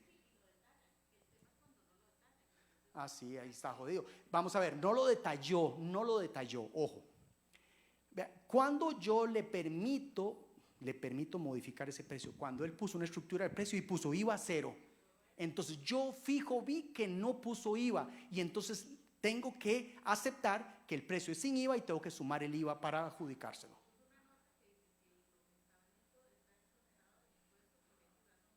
Sí, entonces, bueno, puede ser que esté exonerado, pero efectivamente, ojo, sí es importante, ¿verdad? Sí es muy importante que los pliegos de condiciones de ustedes digan que el precio tiene que traer el IVA, siempre, ¿verdad? Lo que no comprendo, tal vez no sé hasta dónde está la duda, es por qué consideras que no se debería reflejar en esa estructura o en ese desglose, llamémosle desglose del precio.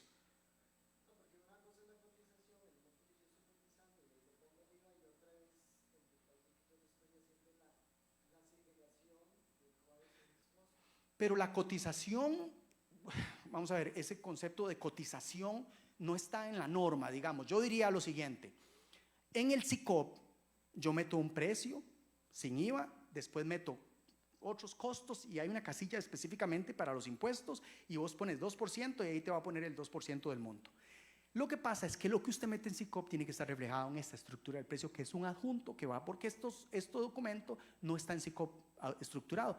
Debe estar dentro de los documentos de la oferta. Entonces, el precio donde se incluyen todos los costos y la utilidad es este que está aquí abajo. Ahora bien, yo siempre pregunto, ¿hay que poner el IVA o no? Sí, ok, entonces este es un subtotal con el 100% y el IVA que corresponde y el total. Y pasa muchas veces que la gente no me puso el IVA, no me lo puso, pero era evidente que no lo consideró porque pensó que no era, puso IVA 0 y a la hora de calificar ofertas, en una los califican con IVA y otros sin IVA. No, eso no es igualdad de trato. Habría que considerar el IVA para evaluar las ofertas en igualdad de condiciones.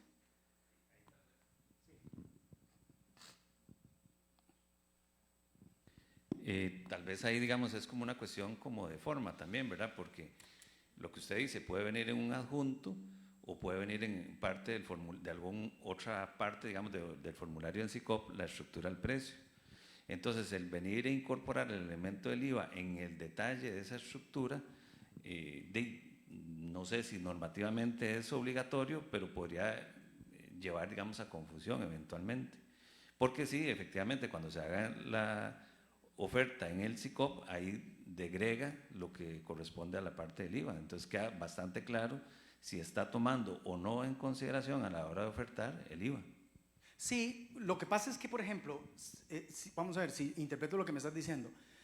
Yo voy a poner una estructura de precios hasta el 100, pero en el SICOP pongo una estructura de precios hasta el 100 y el SICOP suma el 2%.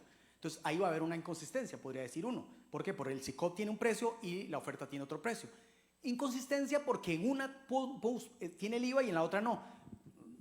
Vea, haga eso, en el 50% de las instituciones de este país te van a sacar, porque el precio no es firme definitivo, aunque diga la ley que cuando hay una contradicción entre cosas, se toma la que más le beneficia a la administración, pero esas cosas le genera un problema mental a más de uno.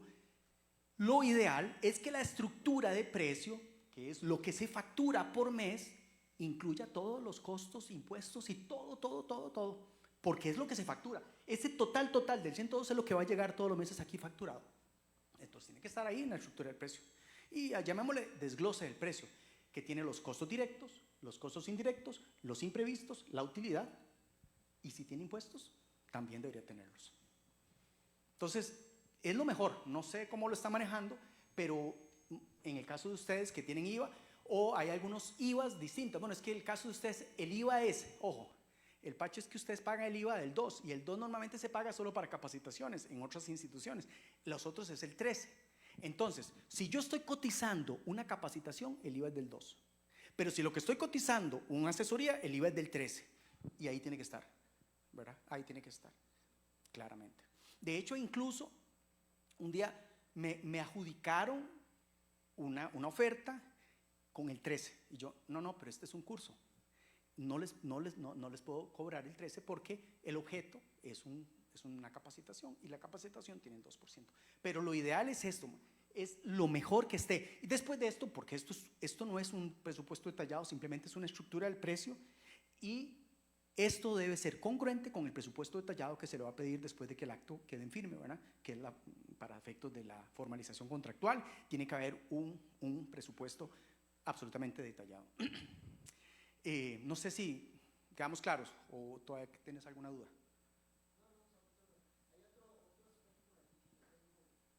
Que yo he tenido la inquietud, la Contraloría siempre se ha pronunciado en contra de eso, pero en estructura, por ejemplo, en caso de los servicios, se sigue anotando el 5,33. Hablamos de cesantía. No, y lo que pasa es que el Código de Trabajo se modificó. Desde la Ley de Promoción al Trabajador cambió, y ya no son un mes por cada año trabajado. Entonces tenemos 20 días, 21, 19 y ahí vamos. Entonces eso llega a ser un 3.16, 3.60. Pero la Contraloría siempre ha insistido que es un 5.33. Lógicamente que eso es un costo para la institución, que nunca llegará a pagar el… Bueno, esto que usted menciona, Walter Bustillos, por cierto, él me lo había comentado, la posición de ustedes con respecto a estos costos, que no son costos al final. Si una empresa está trabajando con ustedes un servicio de vigilancia y quedó adjudicada, te cobró una cesantía que no usó, ¿verdad? Eso es más utilidad. Pero eso, vea, insisto, hay una serie de cosas en este país que yo digo, más si lo que tenemos nos cuesta, hay cosas que se nos complican. Ahora, casualmente, ese tema que vos estás mencionando sobre los porcentajes de los costos de mano de obra, principalmente las cargas sociales, las vacaciones y todo este tipo de cosas, las provisiones, dijo la Contraloría, esa vara es tanto mierdero cuando se evalúan ofertas que lo vamos a sacar de la evaluación de ofertas. Ahora ya no se cuestionan los costos de mano de obra porque se supone que ahí está todo y está bien. Se supone, no es que esté bien, porque eso usted se va a dar cuenta cuál es el porcentaje hasta que le pida el presupuesto detallado. En la estructura de precios usted no se da cuenta de eso. Y la Contraloría eliminó el presupuesto detallado que estaba antes en el artículo 30 del reglamento anterior, casualmente porque por esas cochinadas. Que mira que faltó una lámina de zinc, fuera. Que faltó el agua para la obra, fuera. Que faltó, y vean, un error típico también. Se decía, salarios, cargas sociales, vacaciones, y resulta que sumaban las vacaciones como un porcentaje y se lo sumaban a los salarios más las cargas sociales, pero las vacaciones también tienen cargas sociales. Y entonces se caían muchas ofertas por eso. O sea, te puedo mostrar el montón de errores, ese que vos mencionabas sobre eso. Vieran lo que es presentar un presupuesto detallado para una empresa de seguridad en una licitación. Es una jauría, todo el mundo viendo los porcentajes porque son horarios nocturnos, diurnos, combinados. Vea, yo siempre decía, yo les ayudo con la lógica, pero ese mierdero no me meto porque es tan complicado, pídale al contador que lo haga, pero esos errores son comunes. Entonces la Contraloría dijo, en el artículo 102, el oferente presenta la estructura del precio y el que gana el presupuesto detallado. Por eso decía, todavía seguimos pidiendo presupuestos detallados y se caen las ofertas cuando ya queda en evidencia los errores en la formulación del precio. Porque sigue existiendo lo que es el 106, es precios que el artículo se llama precios inadmisibles, creo que tiene otro nombre, pero inaceptables, no, tampoco. Bueno, el ruinoso es el inciso A del artículo 106, pero el artículo se llama precios X. El A del 106 dice, el precio ruinoso es aquel que permite presumir que no le alcanza la plata, y es cuando usted presupuesta porcentajes más o menos. Hoy en día, aún así, la ley que dice, ojo, no la votes, porque como no tenés claridad si lo tiene o no lo tiene, lo que tenés es una duda, pregúntele. Y si la duda persiste, pídale una garantía. Que también creo que Josué me había dicho que la garantía era por el 100% del contrato, ¿verdad? Y yo decía, pero si usted tiene una duda por un 5%, no por el 100%, ahí está afectando eso, esa decisión no es correcta. No puedo pedir una garantía por todo porque la duda es por una parte nada más. Entonces, me parece que es excesiva esa decisión. Pero si yo creía que era ruinoso, que no le alcanzaba la garantía, le agrega costo, entonces es más ruinoso. Pero bueno, la ley está así, casi nadie pide garantías, la gente las vota de una vez, verás que es más práctica, digo. Pero en general, estas discusiones ahora sobre los detalles del precio no deberían estar en la evaluación de ofertas.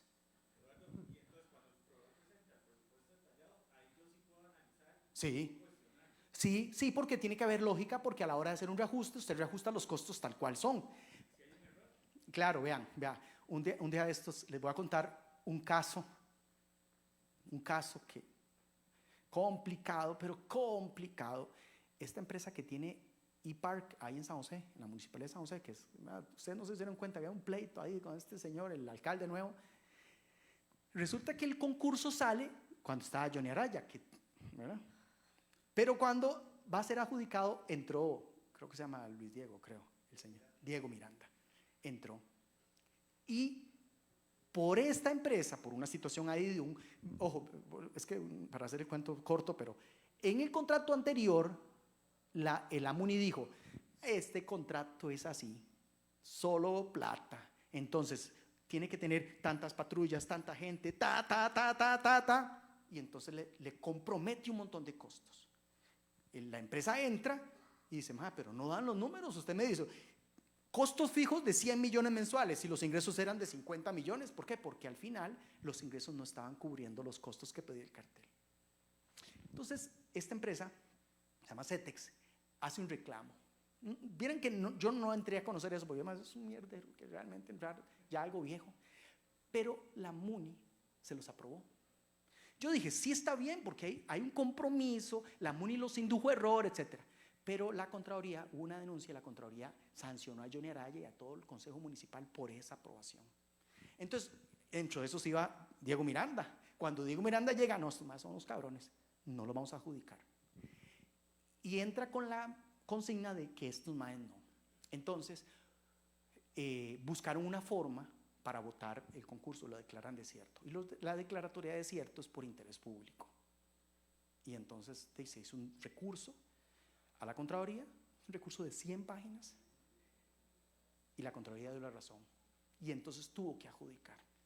Pero a mí me metieron porque la estructura del precio, hicieron unas cosas, ustedes no se imaginan. O sea, pidieron un flujo de efectivo y ese flujo de efectivo no coincidía con la estructura del precio. O sea, yo decía, es que esta vara, nada calza con nada. Y ahora me pedían el presupuesto detallado y yo decía, el presupuesto detallado en el flujo de efectivo hay cosas que están y no son costos, y hay costos que no están, y la estructura del precio no coincide. Entonces tuvimos que ir como 5 reuniones con este señor, no, John y yo no estaba, con Diego y con toda la gente de ellos, los asesores, porque decían, el presupuesto tiene que ser igual a la estructura del precio. Y yo, eso es imposible.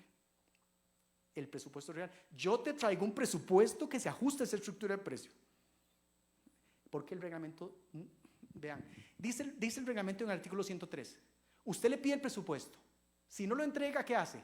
Declara insubsistente, saca al frente y busca el segundo. pero sí se entregó el presupuesto. Entonces no podía declarar insubsistente. Pero la ley no dice qué pasa cuando no se calza el presupuesto, está mal hecho, no coincide, pero lo que sí dice es que tiene que coincidir con los valores absolutos de la estructura del precio. Entonces yo le decía a Diego, vea, señor, dígame cómo lo quiere, pero al final terminemos en que esto tiene que ser igual a la estructura del precio. Esté mal o esté bien, ya no estamos discutiendo si esa estructura de precios está mal o está bien.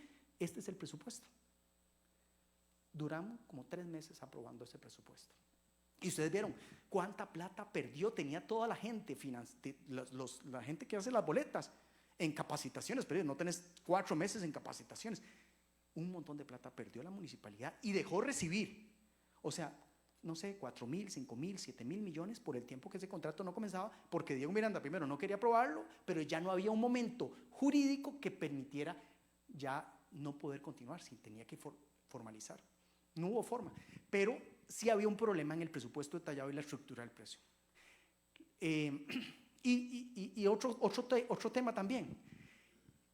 ¿Qué ha terminado pasando? Que nos persinamos cuando vemos la estructura del precio. O sea, si no hay estructura de precios, la oferta está afuera. Entonces, yo generalmente saco un curso para dar tal cosa, entonces algunas instituciones van a contratar el curso. Y me dicen, tiene que presentar la estructura del precio. Y yo, pero ¿por qué tengo que presentar una estructura del precio?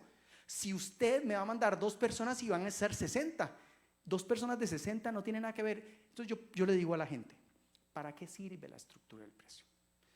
Vos, si yo te pregunto, ¿para qué sirve? ¿Para qué me dirías para qué sirve la estructura del precio?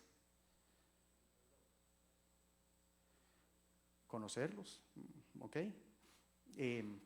Ahora bien, yo te presento, usted va a matricular un curso, yo te presento una estructura del precio, el curso puede costar 2 millones y usted me paga 200,000 colones. O sea, usted con 2 personas financia una parte de los costos. Usted los conoce. Me dice, ¿sirve para conocerlos? No creo que, porque a usted lo que le interesa es el precio. La estructura del precio en este caso, no, usted no hace nada con eso. La estructura del precio sirve para 2 cosas.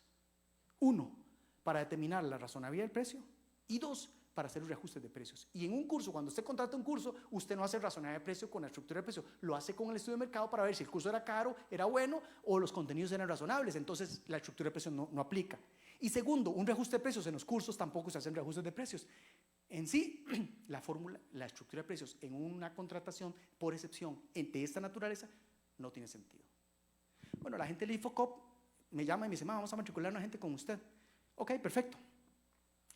Y entonces yo presento la oferta y me dice, no trajiste la estructura de precio, te lo vamos a subsanar. Y yo, ni me subsanes eso, no te lo voy a dar, no tiene sentido. Si yo te voy a dar un curso para decirte que eso no es necesario, ¿cómo te la voy a dar ahora? Y yo, no te la voy a presentar, no me lo adjudicaron. No me lo adjudicaron. Y yo, ¿quién pierde aquí? Ustedes. Por una estupidez, por una cabezonada de ellos. Yo digo, ¿qué hacen con la estructura de precio?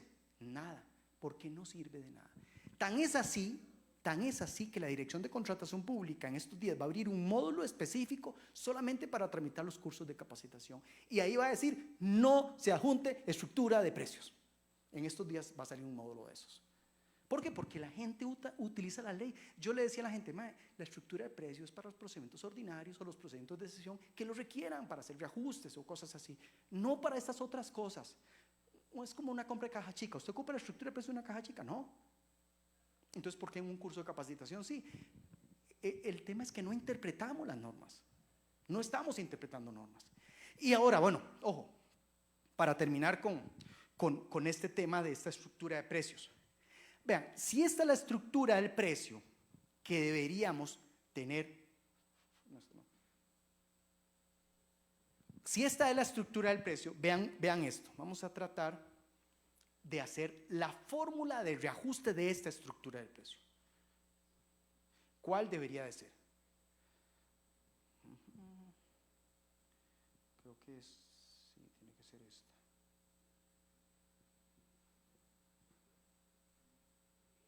No. Okay.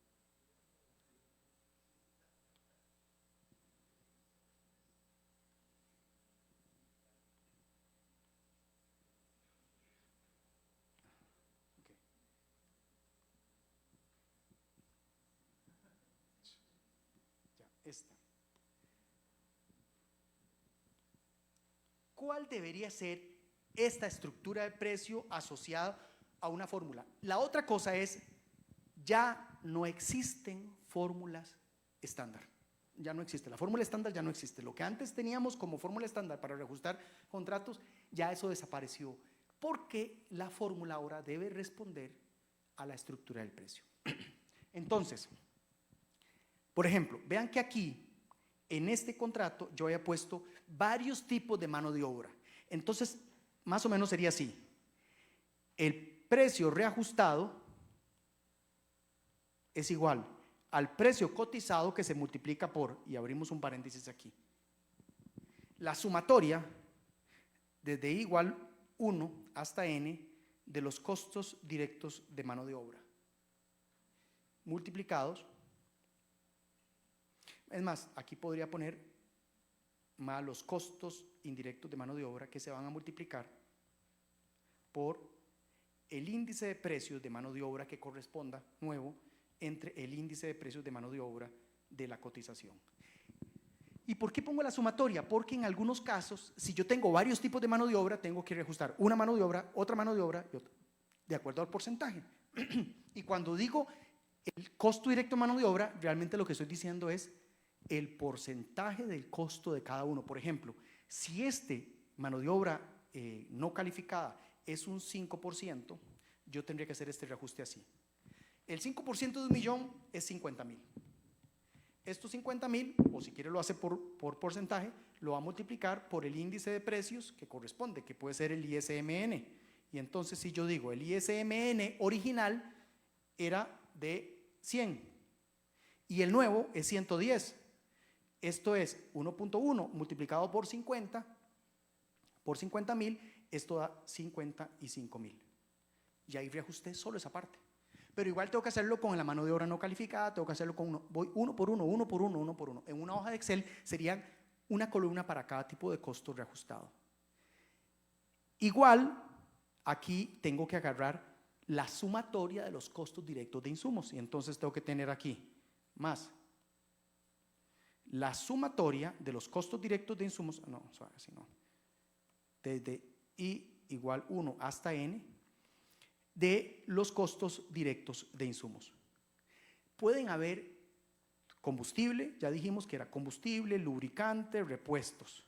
Entonces, esto significa que voy a ir, si el combustible eran 100.000 o el 10%, el lubricante era el 5% y los repuestos es el 10%, tengo que ir al índice de repuestos o combustibles y lo multiplico por el índice de precios de combustible nuevo entre el índice de precios del combustible de la cotización y multiplico esto por esto. Y aquí tengo que sacar el índice de precios del lubricante nuevo entre el índice de precios del lubricante de la cotización. Entonces tengo que hacer reajuste por reajuste por reajuste por reajuste y lo voy sumando, por eso es una sumatoria.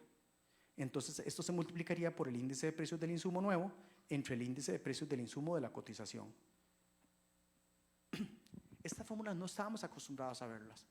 Solo veíamos el porcentaje de los insumos multiplicado por el índice de los insumos. Pero si le estoy pidiendo que desagregue costos, tengo que pedirle que la fórmula del reajuste de precios contemple el reajuste de todos los tipos de costos que están incluidos en la estructura del precio. Así de sencillo, no hay más.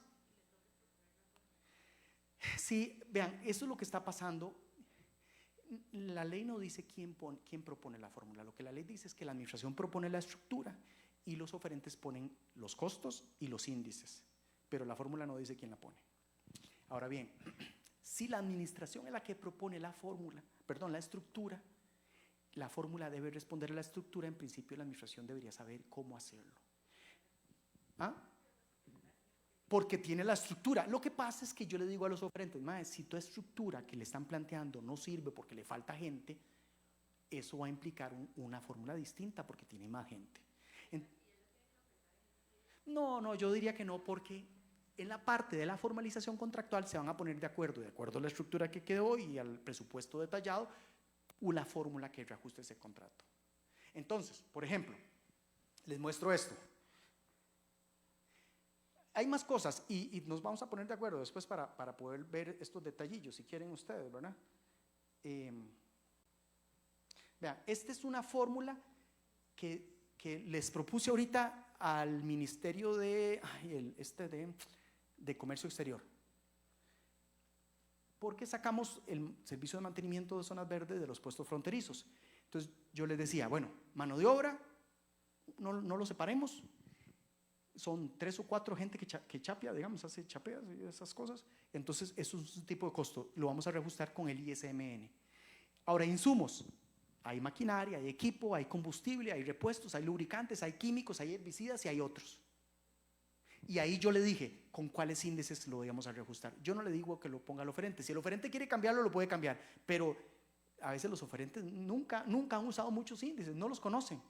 Después tengo los costos directos de mano de obra, con el ISM, igual de arriba, los costos directos de insumos, con el IPC, imprevistos que no aplica, la utilidad que no aplica. Entonces, si yo tengo esta estructura de precios, le dije en el cartel, esta es la fórmula que reajusta eso. Como la mano de obra, en este caso, directa, indirecta, se reajusta con un índice que es este, entonces esto es pura mano de obra. Esto es costos directos de insumos. Y aquí tengo la sumatoria de los costos directos. Perdón, estos son costos indirectos. O sea, ¿qué pasó aquí? Esto es costo indirecto de insumo. Y siempre se reajusta con el IPC, como antes los gastos administrativos. Sí, dime. Es que le entendí ahorita que usted dijo que la administración en el pliego pondría nada más la estructura. Pero ¿no sería más bien mejor poner una propuesta, digamos, de fórmula, la estructura y los indicadores? Porque si algún oferente no aporta, ¿con base en qué reajustamos? No, claro, estoy de acuerdo con eso. Esto, por eso te digo, el ministerio puso esta estructura con los índices y puso la fórmula de una vez. Y puso una nota. El oferente si considera que hay algún costo que no está ahí, lo puede agregar. Pero sí traté, en este tipo de servicios, yo decía, si nunca los desagregó, más bien se los desagregué demasiado. No creo que haya otro costo. No conozco otro costo importante dentro del proceso de Chapia que no esté ahí en esa estructura. Pero si hay otros servicios, por ejemplo, cuando nosotros importamos reactivos, ¿ustedes conocen todos los costos asociados a un proceso de importación de activos? Posiblemente no. Entonces, ahí nos podríamos quedar cortos en los tipos de costos que nosotros creemos y podríamos decirle a él, identifíquelos. Nunca se han identificado, por ejemplo, los costos de fletes marítimos en los precios, nunca.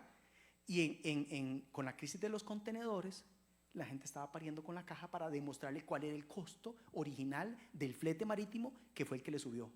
Porque pasó de $10,000 a $40,000, pero no tenía cómo demostrarle que eran 10,000, porque pudieran haber sido 10,000, 9,000, 8,000 o 12,000, pero no había forma de demostrarle. Entonces, ¿qué decía la caja? Tráigame una cotización. Así, PDF modificado, fecha tal, esa era la cotización original. Ah, qué lindo, ¿ah? Eso lo hacen todos. Por eso es que el método analítico, yo digo, lo usa muy mal, porque nunca juntan las cotizaciones en oferta. Nadie quiere presentar cotizaciones en oferta, y el método analítico sí obliga, que es el método documental, a juntar las cotizaciones junto con la oferta. Porque durante la ejecución yo traigo las facturas, digo, me costaba $1,000 y ahora me costó 1,200, págueme la diferencia. Ok, perfecto, todo está claro, todo está claro. ¿Me explico? Entonces, en algunos casos, cuando son cosas importadas, que no hay un índice, le puedo decir por método analítico, o busco un índice del país de origen.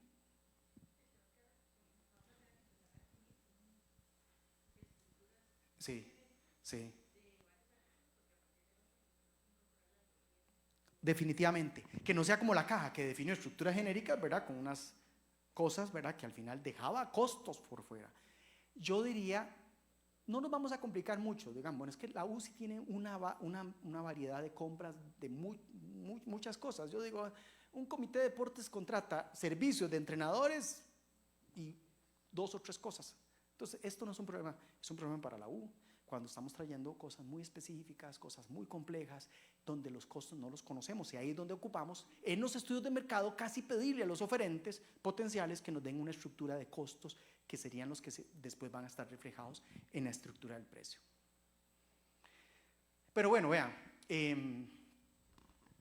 cuando Bravo y María Fernanda me hablaron de esto, pues yo les dije, hay un par de videos que les pasé, ¿verdad? Que son charlas que he dado sobre este tema, sobre el reglamento, pero yo sí sé que en 2 horas no se iba a cubrir todo. Después podríamos hacer algo, digamos, virtual, ¿verdad? Para no necesariamente venir aquí, como ya todos saben lo que estamos hablando, terminar de cubrir algunas cosas específicas del reglamento que sí son importantes considerar. Sí, de hecho, bueno, ahora comentaba con don Jorge, porque por la distribución funcional, digamos, de la universidad, el desarrollo como tal de los reajustes de precios está centralizado en 4 o 5 personas, Sí. ¿verdad? Toda la mayoría de los que están ahorita en la capacitación, el tema... No se meten con eso. Exacto, el tema es como la parte de definición del pliego. Entonces, sí, digamos, nos gustaría como ver el detalle de las variaciones con el nuevo reglamento, de lo que ahora habría que incorporar de forma adicional en el pliego y todos los análisis que habría que hacer para que el pliego salga, ¿verdad? Como Claro, este ejemplo. pero si usted no tiene claro cómo se hace un reajuste de precios, Claro. yo digo, ¿cómo hace uno un cartel Claro. si no sé qué es un reajuste de precios? Claro. Esa disociación, ¿verdad? Claro. Y yo por eso digo, vea, todos deberían de saber hacer el reajuste de precios, que primero no es complicado y segundo me permite hacer pliegos de condiciones completos.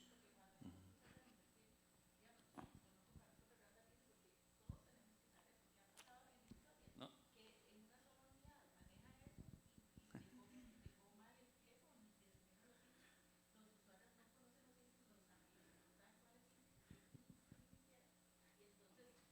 Sí, Sí, ahí tal vez para aclarar, tal vez no me expliqué bien. El tema no es que no todos debamos de saber de reajustes, claramente, y por eso se pidió la capacitación. Todos tenemos la obligación de saber no solo reajustes, todo lo que está tanto en la ley como en el reglamento de contratación pública, ¿verdad? Y eso nos daría, digamos, un mejor producto en los pliegos de condiciones. Pero el tema es que el desarrollo, la aplicación como tal del reajuste, funcionalmente, digamos, está centralizado. Entonces, explicarle, digamos, a alguien que haga un pliego cómo hacer un reajuste. sí, tal vez no, la intención ahorita no es explicar cómo hacer un reajuste ni hacer prácticas de reajustes de precios, pero vean este toque. Vean, un error que se ha cometido siempre en todo este país es que los reajustes de precios se hacen contra facturas. Y las facturas no tienen relación con la ejecución del contrato. El reglamento dice, con cronogramas. El cronograma es cuánto es lo que se avanza cada mes. Cuánto se avanza en un contrato de servicios, en un contrato de obra, en un contrato de suministros, con cronogramas. Eso tiene que estar en el pliego de condiciones claro. Porque si no van a estar pariendo los que hacen reajustes, porque resulta que no hay cronogramas, no hay índices claros, y eso son las reglas de juego del pliego de condiciones.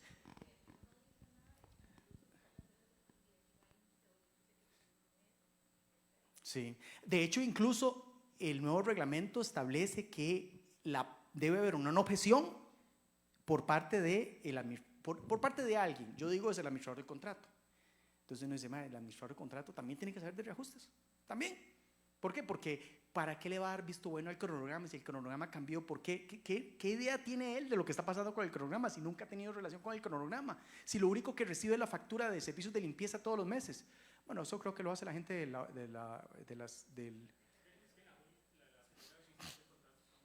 Sí, también, sí, claro.